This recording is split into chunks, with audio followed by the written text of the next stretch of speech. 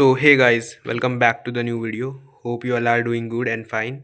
So, I hope तो भाई तुम लोगों का पेपर अच्छा गया होगा भाई, जिसका भी मैथ्स का था। एंड भाई मेरा सेट था, देख लो 6573 सेट 3, ठीक है। एंड भाई मैं रिव्यू की बात करूँ तो भाई मॉडरेट लेवल का पेपर था भाई। कुछ कॉम्पिटेंसी क्वेश्चन भी थे पेपर में मतलब।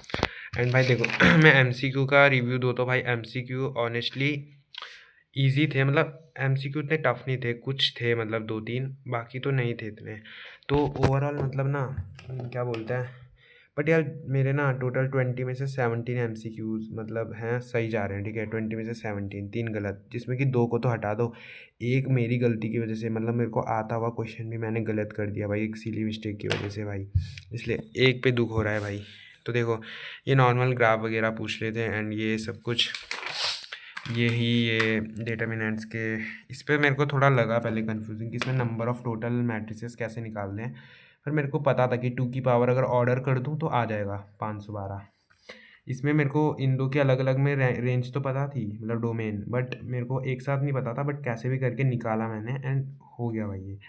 इसमें बताना भाई, देखो ये सिमेट्रिक ही आएगा ना, क्योंकि नल और आइडेंटिटी तो होगा नहीं, स्केलर भी नहीं होगा क्योंकि सेम नहीं है, तो सिमेट्रिक ही होना चाहिए ना। बाकी ये आए कॉन्टिन्यूटी का भयंकर की भाई, पीछे तो कुछ पूछा पूछा नहीं, एक एमसीक्यू में पूछ लिया भाई, हद है भयंकर। इधर ये रेट का इजी सा था ये। भाई ये वाला क्वेश्चन बोल रहा था मैं, मतलब मेरे को आता था फिर भी गलत कर दिया भाई, इतना इजी क्वेश्चन मतलब भाई। मैंने देखो x⁹, x⁴, x⁴, x⁵, x⁴, मतलब मैंने ऊपर से 8 कॉमन लिया, इधर से मैंने 5 कॉमन लेना था, मैंने पता नहीं कुछ 6 कॉमन ले लिया भाई। कुछ भी लॉजिक लगा दिया, हट यार। पता नहीं क्या दिमाग में चल रहा था, जिसके कारण मेरा इंटीग्रेशन ये आया, आना ये था। छी भाई यार, इतनी बड़ी गलती हो गई। बाकी ये नॉर्मल इंक्रीजिंग का, ये थोड़ा सा कॉम्पिटेंसी बनाने का ट्राई किया इन्होंने। Student tries to tie a rope parallel to each other wall, पता नहीं क्या, बट नॉर्मल क्वेश्चन का मतलब यहीं से था। तो यह हो गया था ये। इसको देख के मेरी फट गई भाई, ये क्या था भाई, ये इंटीग्रेशन। बट भाई मैंने अपने आप पे बिलीव करा, मैंने कहा हो जाएगा भाई, हो जाएगा। एंड भाई फाइनली जो करा है ना भाई, मज़ा आ गया भाई, पूरा आंसर सेम सेम आया मेरा निकाल के। ये वाला गलत हो गया मेरा एक। एंड उसके बाद ये प्रोबेबिलिटी के दोनों सही हो गए। एंड देन ये तो प्रॉपर्टी बेस्ड था।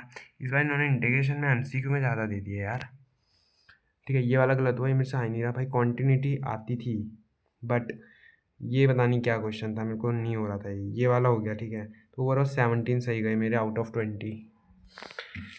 भाई इधर से तो क्या ही रिव्यू दूँ, मतलब भाई सोचा भाई मैक्सिमा मिनिमा के सवाल आएंगे, वो दिखे नहीं। कॉन्टिन्यूटी डिफरेंशिबिलिटी के दिखे नहीं, मतलब क्या यार। डिफरेंशिएशन का था, ये कर लिया मैंने, ठीक है, ये तो हो गया। देखो भाई मेरे को अभी अपने फाइनल आंसर का नहीं पता कि मेरा फाइनल आंसर सही है या नहीं है। बट भाई वो तो किसी को भी पता नहीं होता कि सही है कि नहीं, क्योंकि मेरे को चेकिंग का टाइम नहीं मिला भाई, रिवीजन का टाइम बिल्कुल नहीं मिला, मेरा एंड में भी पेपर नहीं हुआ था, ठीक है। पेपर लेंदी था। ये एनसीईआरटी बेस्ड क्वेश्चन था मैट्रिक्स का। ये वाला तो थोड़ा मतलब क्या बोलूँ मैं, बट हो गया मेरे से, रैंडम वेरिएबल कर लिया था मैंने पूरा। ये ए पार्ट क्या था उसका, इसमें इन्होंने ना पहले मैंने सोचा ग्राफ बनाने को पूछा है, फिर मैंने कहा यार ग्राफ तो ऑलरेडी दे रखा है। इन्होंने कुछ इसका मिनिमम पूछा था, तो हमको ये निकालना था सॉल्व करके। बट ऐसा कुछ क्वेश्चन था, ठीक है, ये भी हो गया। ये इजी था, मतलब ये तो रिलेशन फंक्शन का था, जिसमें ऑन टू मतलब बाइजेक्टिव प्रूफ करना था। प्रूफ करना था क्या, मतलब बताना था है कि नहीं। और ये था ग्राफ वाला लीनियर प्रोग्रामिंग का, ये इजी था। उसके बाद भाई देखो इसमें मैं कंफ्यूज हुआ कि डिस्टेंस में स्क्यू लाइन और पैरेलल लाइन का फॉर्मूला कौन सा है, मैं दोनों में कंफ्यूज हो गया। स्क्यू के लिए कौन सा लगाना है, पैरेलल के लिए कौन सा। तो जस्ट इसका ए पार्ट कर लिया मैंने, लैम्डा की वैल्यू फाइंड करनी थी। ये भी भाई डिफ्रेंशिएशन से कर लिया भाई, कैसे भी इसको वाई माना, इस लॉग को मैं उधर ले गया जिसको मैंने ई की पावर वाई मान लिया, मतलब इसको यू फंक्शन माना एंड इसमें लॉगरिथम वाला डिफ्रेंशिएशन करा, इसको वाई वी मान के करा। ऐसा कुछ तो किया मैंने। ये वाला मेरे को नहीं हुआ भाई, क्योंकि ये साला मतलब मैंने ज्योमेट्री मतलब एओडी की ज्योमेट्री वाले क्वेश्चन करे ही नहीं थे भाई, बहुत कम किए थे। मैंने सोचा मैक्सिमा मिनिमा से आ जाएगा डायरेक्ट, भाई ये आ गया। मैंने इसमें बस डायग्राम बना दिया और थोड़ा गिवन विवन कर दिया भाई। ये हो गया भाई पहला पार्ट, ऑन टू प्रूफ करना था और 1 1। उसके बाद भाई देखो ये क्वेश्चन पूछ लिया इन्होंने, मतलब इसमें इक्वेशन दे दी थी इन्होंने, ठीक है, ये इक्वेशन हाँ। पर ये थोड़ा इसे भी कॉम्पिटेंसी बनाने की कोशिश कर रहे थे। आंट इस ग्राउंड में मूव कर रही है, तो find a point common to the path of the ants. But पता था भाई, इक्वेशन दिए तो डिटर्मिनेंट का यही x equal to A inverse B लगने वाला है भाई। तो उसके बाद ये इंटीग्रेशन का 5 का क्वेश्चन, लाइक व्हाट, ये हो गया भाई। ये वाला क्या है, क्योंकि इसमें पार्शियल लगना था direct, but A B C की इक्वेशन निकाली भाई। उसके बाद इतना दिमाग ख़राब हुआ ना, ए बी सी मेरी वैल्यू ही नहीं निकल रही, सॉल्व ही नहीं हो रही equation. But at the end कुछ भी करके सॉल्व करा और इंटीग्रेशन कर दिया। बट आई डोंट नो मेरी वैल्यू सही आई थी या नहीं।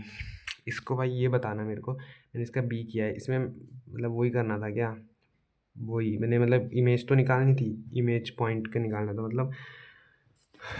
तो मैंने क्या किया, इसमें परपेंडिकुलर ड्रॉ किया, फुट ऑफ परपेंडिकुलर निकाला, लाइक इस तरीके से। फिर बाद में मिड पॉइंट वाला फार्मूला, लाइक ये सब कुछ डिफरेंट। भाई इन्होंने इस बार डिफरेंशियल इक्वेशन से बहुत क्वेश्चन दिए भाई, सीरियसली।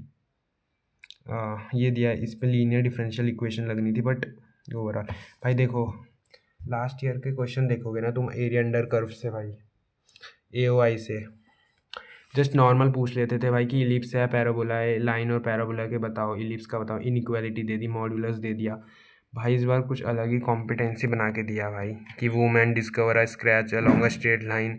भाई रेडियस टेबल से पता नहीं क्या दिया, मैं एंटी क्लॉकवाइज में कंफ्यूज हो गया। बट ओवरऑल मैंने कर दिया। मैंने इसमें करा क्या भाई, मैंने ऐसा कुछ बना दिया ये। फिर मैंने मतलब क्या किया, इस पूरे का एरिया से इसका एरिया माइनस, नहीं, इस पूरे के एरिया में से क्या किया था यार मैंने,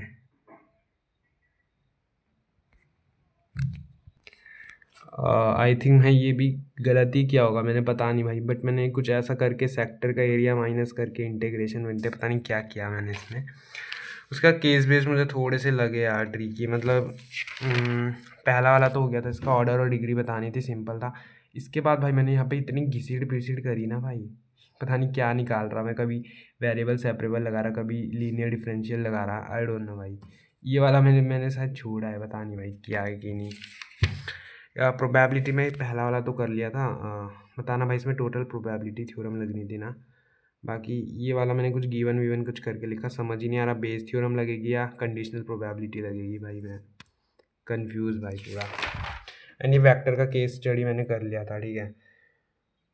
सो ओवरऑल भाई मैं अभी तो 65+ एक्सपेक्ट कर रहा हूँ, बाकी तो आई डोंट नो भाई। इतना भी इजी चेकिंग हुआ तो हो जाएगा, अदरवाइज़ तो मेरे को लगता नहीं, पता नहीं भाई। एक्सपेक्ट है तो देख लेते हैं भाई बाद में कि कितना होता है। एंड ओवरऑल यही था भाई, कॉम्पिटेंसी भी दिए थे इन्होंने, अभी तो क्या ही बोलूँ भाई। हाँ तो यही है भाई, तुम बताना तुम्हारा कमेंट्स में भाई क्या पेपर गया, मतलब कैसा गया ओवरऑल। तो ठीक है भाई, मिलते हैं नेक्स्ट वीडियो में, टेक केयर गाइस, बाय।